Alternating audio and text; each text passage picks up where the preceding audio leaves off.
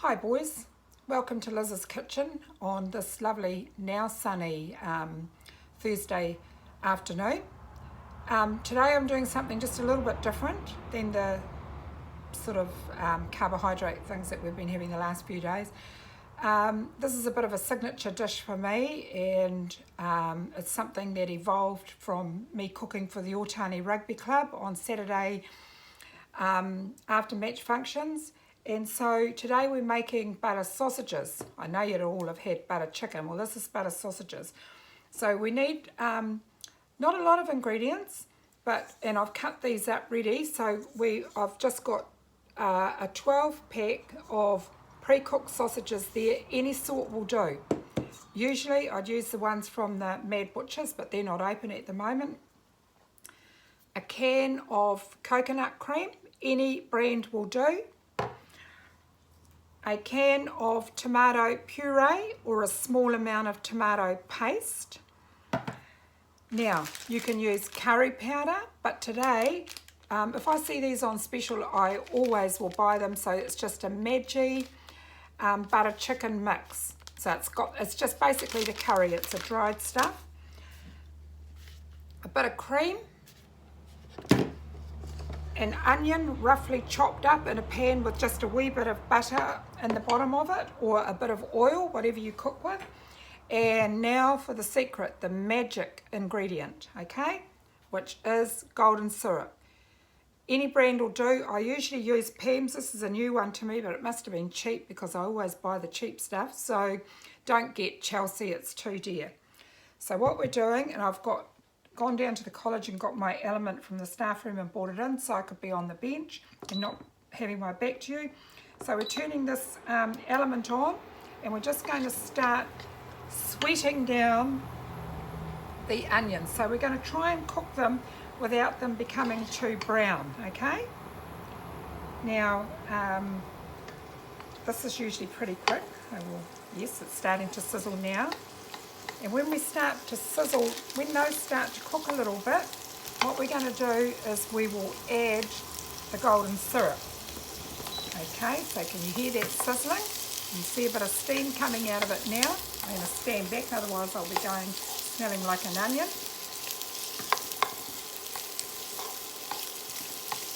So while that's cooking, I'm just going to tear open this and use this. I should have got my curry powder ready to show you how curry powder comes too, because if you don't need to go out and buy this. If you're using curry powder, just start off with just a teaspoon of curry powder. Don't use too much because you might not like it too hot. You can always add a bit, but you can't take it out. Okay? Right, I'm going to turn that down a bit more.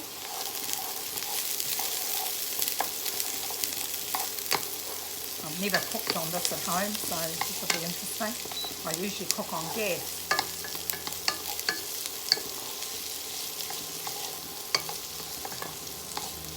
I couldn't figure out how to have my camera on that other side, so I went down to the college and got this little portable unit that I have for when I'm doing some cooking down there. Okay, so I've turned that down maybe a little bit too much. And it's just about where I want it to be. I'll hold it up in a minute, show you. And it's where they start to get a little bit clear looking, instead of, so this piece here that I'm going to hold up, that's like still quite white and chunky, but there are pieces in here that are starting to get a little bit clear looking now, like that.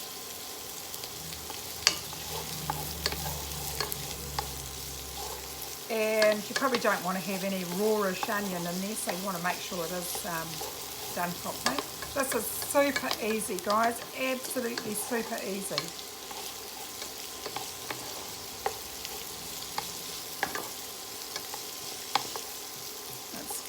Now, this is a little bit difficult for me because it's a smaller recipe than what I'd normally make for the club rooms, and I don't measure.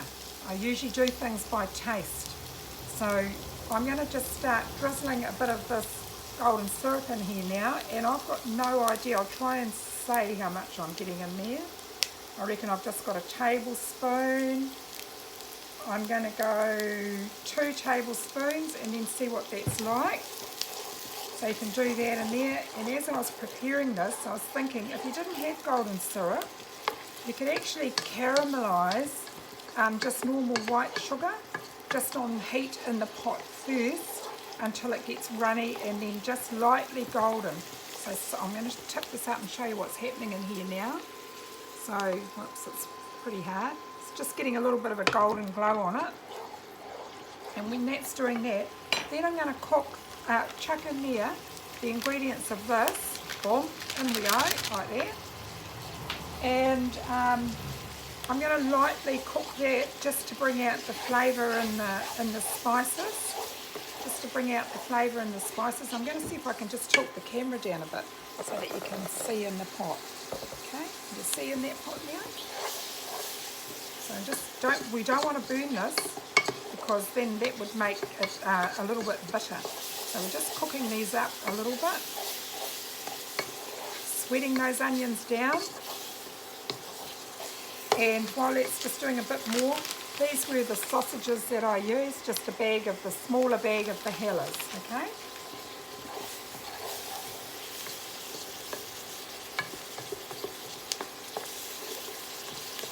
Now, I like to cut, whoa, I've forgotten to do something, I'm going to touch these, so we're going to have to do this. You didn't remind me, but I had just washed them before I started because I've just done the dishes, okay?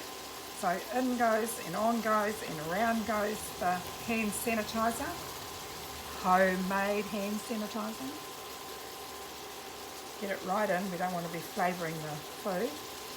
Okay, so you see what this is looking like now? It's starting to look pretty good. And what I wanted to do, I'm going to use a spoon because I can still feel the sanitizer. I really thinly slice the sausages up, very, very thin. So out of one sausage, I reckon I get about 9 to 10 slices. The reason why I like doing that is because that way you've got sauce all around it. It's not because you're trying to stretch the sausages out, because you're still going to eat the equivalent of 2 or 3. And now in that goes. And like I said, I'm not used to making a little wee bit of this. So I'm going to give this a bit of a swirl around. And you don't really have to brown the sausages because it's going to heat up in the sauce that we're going to add to this. I'll tell you what, it's starting to smell nice. Just try and get that curry stuff all over all of the sausages so there's a bit of it covering all of them.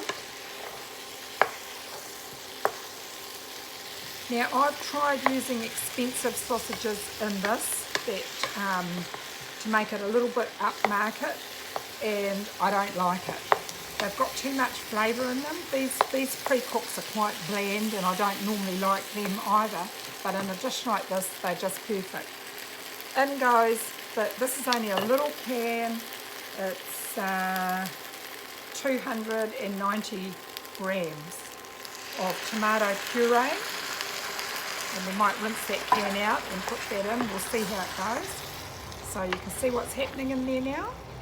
Getting a bit of tomato on it. We're just going to keep trying to stir. I'm trying not to splatter myself because I like to be a tidy cook. Okay, turn it up a little bit.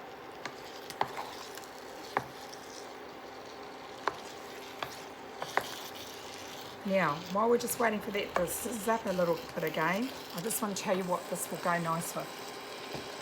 Well, one, of course it'll go nice with rice.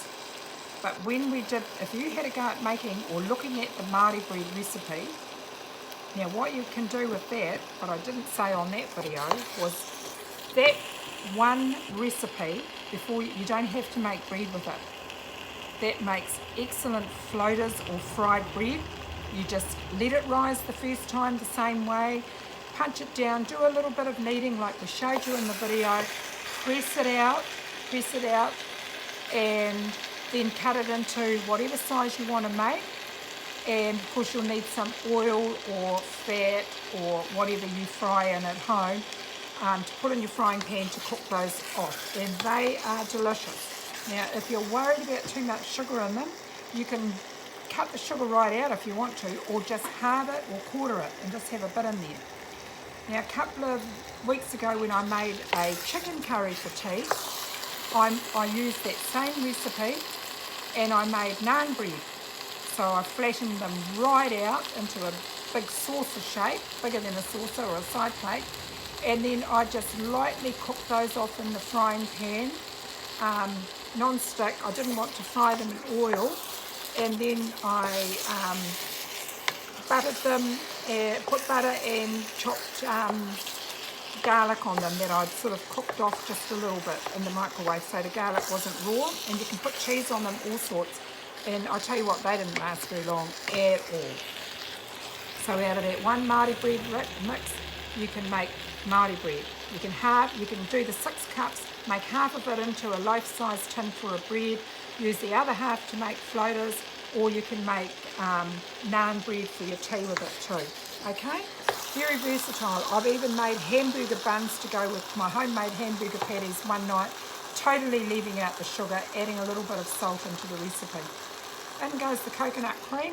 Boom. In she goes. And I'm just going to rinse this. I hate wasting. And I'm tipping it now. I tip that mix into that little tin there. And I'm just going to give that a swirl around too and add a bit more of that in there. And then we're going to start cooking that off, okay? This is interesting because the longer you cook it, the better the orange colour comes out in it. And that, now what was my magic ingredient? Can you remember? That's right, it was golden syrup. So I've got no idea whether it's got the right amount in it or not yet. So I'm just going to use a spoon. I'm just going to have a little wee taste of it. I reckon it could do with just a smidgen more of this. Now, I'm not cooking this for us for tea tonight because my grandson is a roofer, and the guy that he works with, he's a tiny little skinny Pākehā boy. He owns the business. He loves these. He plays rugby with us for the Altani Club, and he just loves these butter sausages. So I said to my grandson when he was off to work this morning, tell Ryan I've got a surprise for him when he drops him off after work tonight. So we're not going to get any of these, but I want to make sure that I'm making the recipe that he likes to have. Okay, so I'm going to bring that up to the boil now. And you don't want to boil the hang out of it, just have it gently simmering away. Because what you want, now the other reason why you cut the sausages up fine, because I told you that they're pretty bland, that means tasteless. You want the flavouring to get into these sausages as much as you can. So this is a recipe where you can make it like I am now at 12:30, and then you can leave it to stand safely. This isn't chicken, so we don't have to worry about chicken not being at the right temperature, but still, we still need us to be following food safety measures. And just so that it soaks up, the sausages soak up the flavouring of that. And you don't actually have to thicken this, because if you remember when you go to buy butter chicken, it's usually quite runny because you've got rice in that to go with it, and that's why I like the fried bread. It just absolutely goes, it just makes this the scrummiest dish. And I'll tell you what, if you're like us and used to having takeaways on a Friday and you couldn't have any during lockdown, this is a real nice Friday night tea, and you just have it with the fried bread and dunking it in with that. It's just yummy. And now that I've said that, the other thing that you can use that bread dough for, that I have been making every Friday, is pizza bases. So I've been making my homemade pizzas on Friday. My grandson, who lives with me, he just loves them. And the first day I was in a terrible tiz because I didn't realise it was so labour intensive to make pizzas from scratch when you're making your dough and grating your cheese and chopping this and slicing that. And of course what I did was I had taken a breast of chicken out of the freezer, and so I was slicing that up and giving it a light burl in the frying pan to cook it off a bit, and then I had a piece of steak because I didn't have any of the usual meat that you put on a pizza, so I'm thinly slicing that and gave that a bit so they became meat lovers. And the only other thing that I had to put on it was bacon, and according to my grandson they were absolutely yummy. And then we had a whole one left over, and I mean a big, not a big round one, I did it in my big tray. I sent that down to Micah and Tamai for their Saturday breakfast, which they said was yummy. Now see what's happening in there? It's just boiling a little bit there. I'm going to turn it down a bit because I don't want it to boil too much.